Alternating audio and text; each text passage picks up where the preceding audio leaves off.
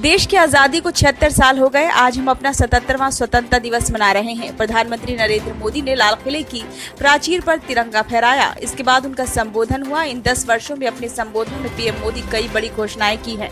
आइए जानते हैं 10 साल में की गई 10 अहम घोषणाओं के बारे में।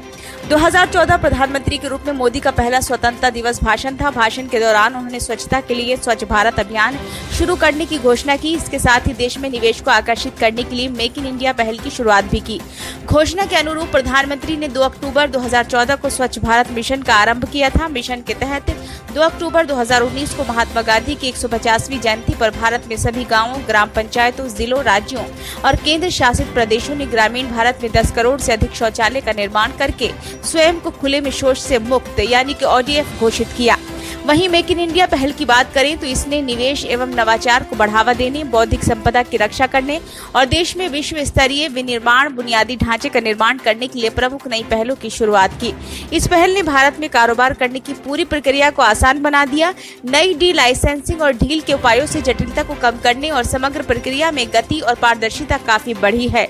विश्व बैंक की रिपोर्ट के मुताबिक विश्व बैंक की ease of doing business ranking 2020 में भारत 79 स्थान की छलांग लगाकर 182वें यानी कि 2014 से 63वें यानी कि 2019 पर पहुंच गया। नवीनतम रिपोर्ट में 3 वर्षों में 67 रैंक के सुधार के साथ भारत लगातार तीसरी बार शीर्ष 10 सुधारकों में से रहा। पीएम मोदी के दूसरे स्वतंत्रता दिवस भाषण में startup India, stand up India नारा दिया था।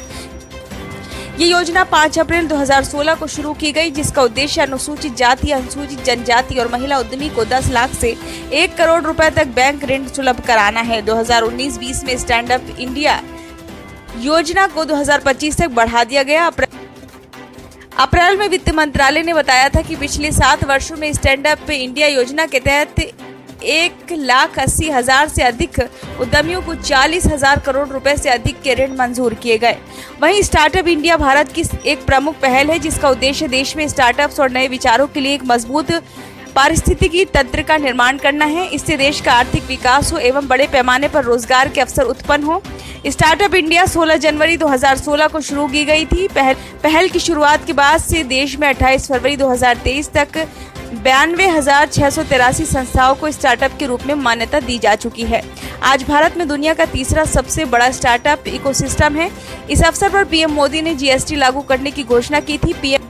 पीएम ने कहा था कि जीएसटी के द्वारा टैक्सेशन का एक प्रकार से समानता का समान व्यवस्था का परिणाम आने वाला है, जो भारत जोड़ने का भी एक काम करेगा। इसके बाद जीएसटी को 1 जुलाई 2017 से प्रधानमंत्री नरेंद्र मोदी द्वारा भारत के तत्कालीन राष्ट्रपति प्रणब मुखर्जी की उपस्थिति में संसद के सेंट्रल हॉल में एक मध्यरात्रि समारोह में लॉन्च किया गया था।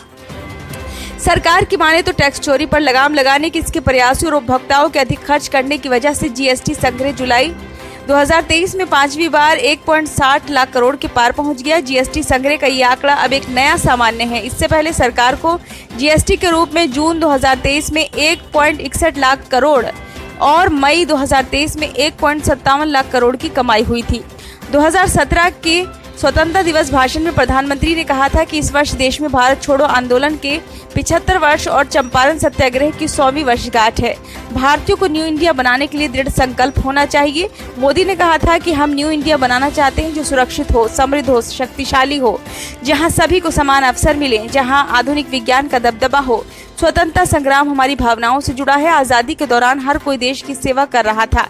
परिवार में हर प्रकार के व्यंजन बनते हैं। जब वे व्यंजन भगवान के सामने जाते हैं तो प्रसाद बन जाते हैं। इस स्वतंत्रता दिवस के मौके पर पीएम ने देश के 11 राज्यों के चुनिंदा जिलों में आयुष्मान भारत राष्ट्रीय स्वास्थ्य सुरक्षा योजना शुरू करने की घोषणा की। प्रधानमंत्री मोदी ने कहा था कि अब समय आ गया है कि हम ये सुनिश्चित करें कि भारत के गरीबों को अच्छी गुणवत्ता और किफायती स्वास्थ्य सेवा मिल सके। ब्यूरो रिपोर्ट, नई दिल्ली।